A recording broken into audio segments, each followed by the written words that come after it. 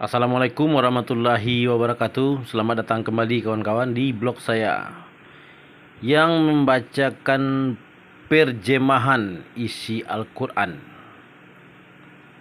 Ini nggak baca ayatnya kawan ya. Kalau baca ayatnya terus baca terjemahannya lagi, kelamaan.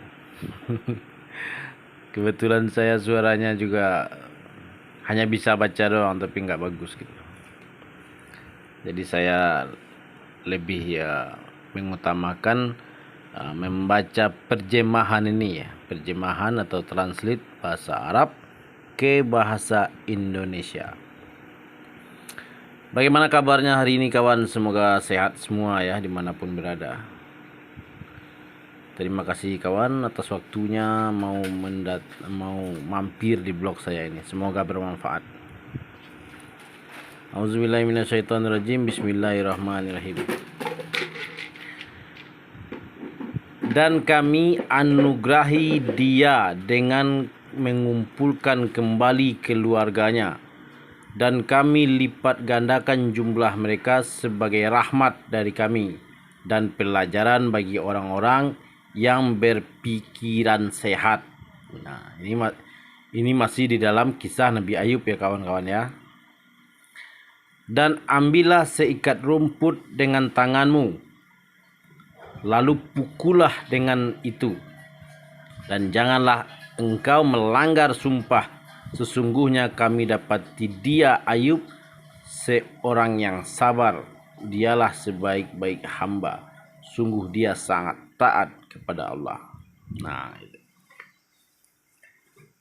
Jadi ceritanya itu di ayat 43 dan ayat 44 ini, Nabi Ayub itu setelah dia sakit kemudian mendapatkan perintah dari Tuhan, dia sembuh, dan kemudian setelah dia meminum air dan memakai air yang bekas hantaman kakinya itu buat mandi, maka dia itu sembuh, sehat.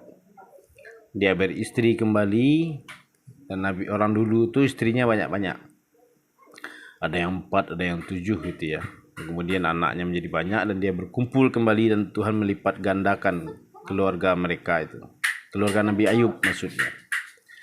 Jadi anak-anaknya yang meninggal dulu itu sekarang dia sudah punya anak-anak baru lagi dan istri-istri baru lagi gitu.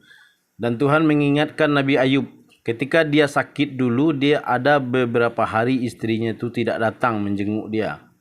Dan kemudian Nabi Ayub itu bersumpah, jika suatu aku sembuh nanti, aku akan memukul istriku itu 1000 kali dengan cambuk, katanya Nabi Ayub. Tapi setelah Nabi Ayub itu sembuh, dia melihat istrinya, dia merasa hiba dan kasihan.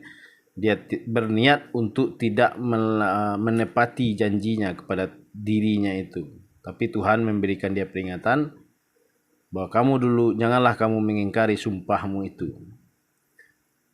Tapi karena Nabi Ayub itu merasa kasihan sama istrinya, akhirnya Tuhan mengatakan, ambillah seikat rumput dan kemudian pukullah istrimu itu sekali saja. Maka Nabi Ayub itu mengambil rumput 1 ikat dan kemudian memukul istrinya itu 1 kali. Memukulnya dengan kasih sayang gitu. Sebagai wujud dia menepati janjinya atau sumpahnya kepada Tuhan untuk memukul istrinya 1000 kali. Maka Tuhan memberikan keringanan kepada Nabi Ayub dengan menyuruh dia memukul hanya dengan seikat rumput. Nah gitu kawan-kawan. Jadi ceritanya itu pendeknya itu ya gitulah kira-kira gitu. Ini sengaja saya pendek-pendekkan banget ceritanya itu biar nggak memakan waktu yang panjang.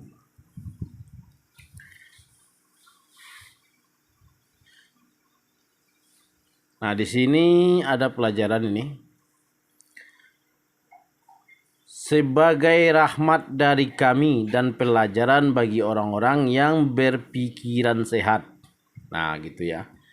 Jadi Al-Quran ini hanya bisa dikonsumsi atau diterima atau mau orang itu mengamalkan isi Al-Quran itu kalau akalnya sehat.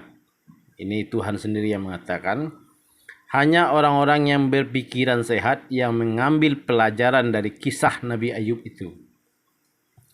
Di video sebelumnya itu saya menjelaskan atau menghimbau gitu ya, supaya doa Nabi Ayub itu dipakai untuk kita mandi, untuk kita minum gitu. Itulah yang disebut sifa. Al-Quran itu mengandung sifa, atau ada sifa di dalam Al-Quran itu.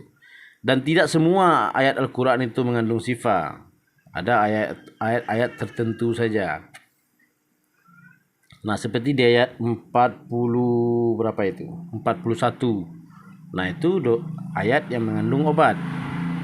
Ani masani yaduru wa anta arhamur rahimin. Itulah doa Nabi Ayub ketika dia mau sembuh dari penyakitnya. Karena penyakitnya itu bukan dari Tuhan, tapi dari setan.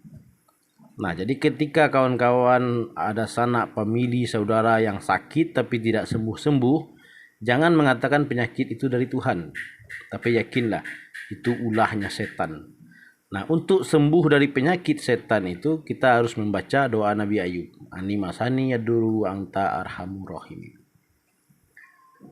Nah, banyak orang yang tahu doa ini tapi tidak mau orang itu memberitahu dengan gampang kepada orang lain, karena dia anggap itu satu rahasia gitu.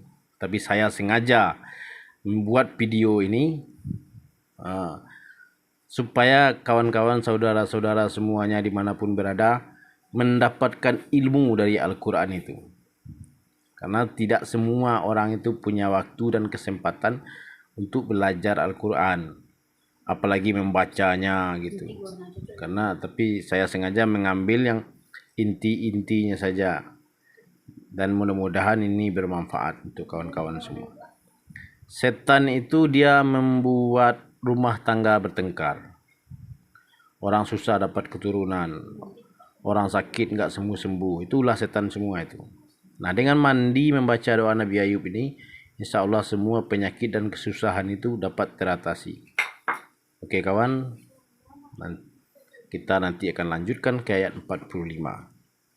Mudah-mudahan bermanfaat dan mudah-mudahan mendapatkan ilmu gitu ya dari video-video saya ini.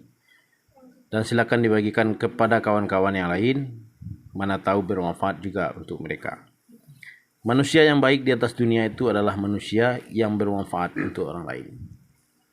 Semoga sehat selalu kawan dimanapun berada. Assalamualaikum warahmatullahi wabarakatuh.